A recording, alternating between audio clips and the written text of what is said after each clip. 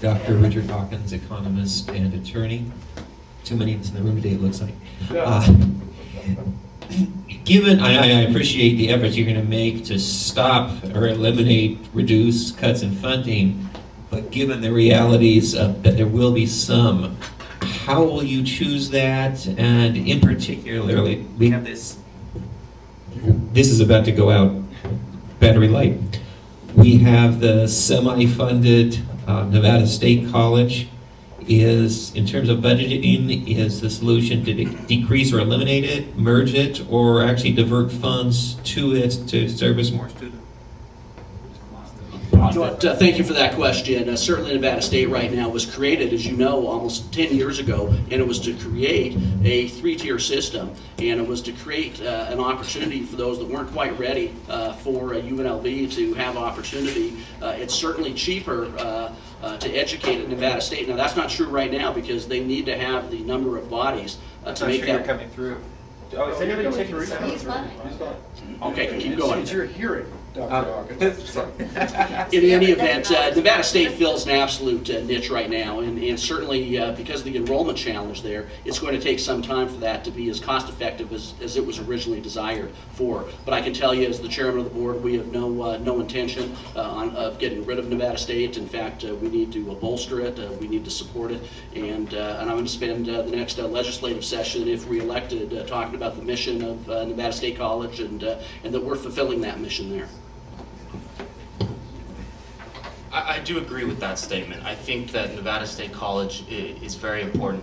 It allows people who are maybe at a state in their life where they want to return to school. It allows them to get vocational training. It allows some students who maybe are not admitted into UNLV to get a stepping stone and maybe potentially get into UNLV.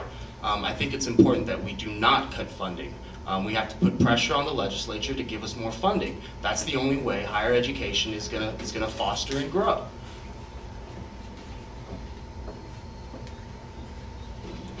Now, even though my Ranger alma mater, I'm going to go ahead and borrow something from Marines and adapt and overcome, because our wireless microphones are dead on batteries. So I'm going to go ahead as the moderator and take charge and pass off the cord microphone. So, Chris?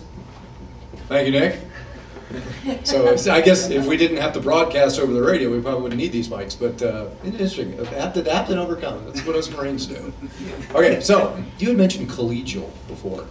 So I know the Board of Regents has been relatively dysfunctional in the past, and thank you for helping create a level of functionality.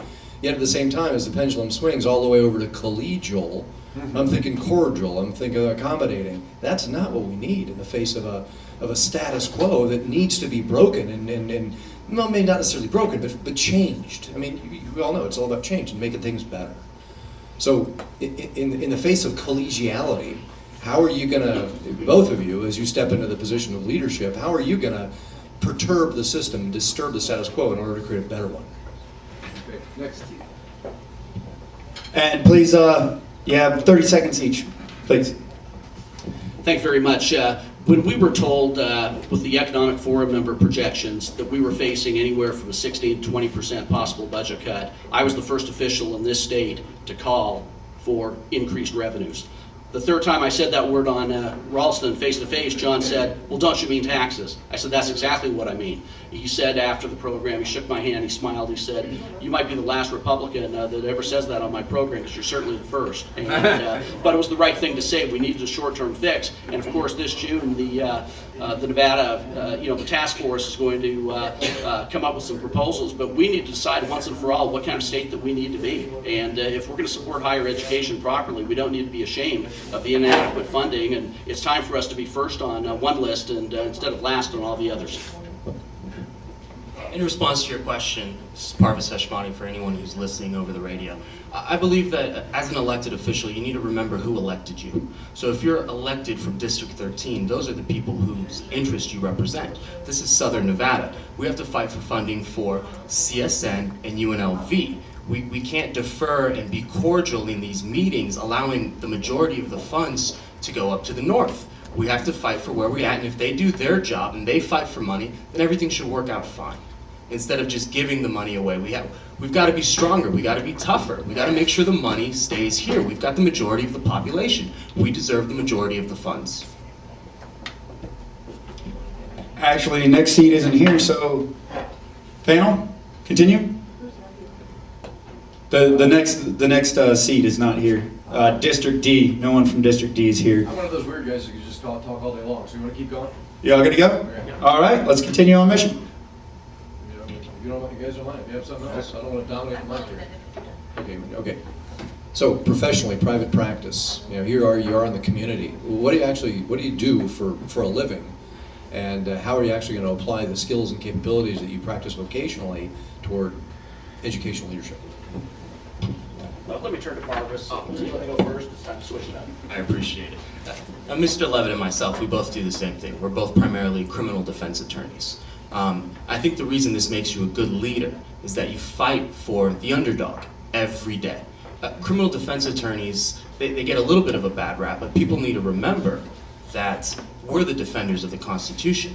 We're the people who are reading that and fighting for people's rights. Now, I don't know about Mr. Levitt's practice, but my practice is primarily the underprivileged. People who don't have a lot of money, they can't go out and hire the Grossos or the Chesnoffs or the once Oscar Goodmans of the world. So the fight there, you're limited, you have a budget constraint on experts that you can bring in, but it really is a sit down, do your research kind of fight. And if you just remember that there's a human being behind that, I think you can take that and apply that same ambition anywhere. Thank you. How interesting that two criminal defense lawyers are vying for District 13. In my last race, I ran against Gloria Sturman, who lived about 5 houses down from me, so I'm used to this. But this is all about advocacy. And my undergraduate degree was speech communication rhetoric from Brigham Young University. And the short definition of rhetoric is the art of persuasion. And never has it been more important to properly persuade the legislature that higher education is a mission worth preserving, worth enhancing. And you do that one person at a time. You do that by reaching out. You do that by spending a lot of time. When I first came on the board, there were silos on the board, and I spent a lot of time with each and every individual of the board, and that paid off handsomely for me last year again when I was unanimously elected by my colleagues. But it's a nonpartisan board, and how sanguine of the legislature to say higher ed is too important for it to be partisan. And actually, the next candidates did show up, so that's all we have for District 13. We appreciate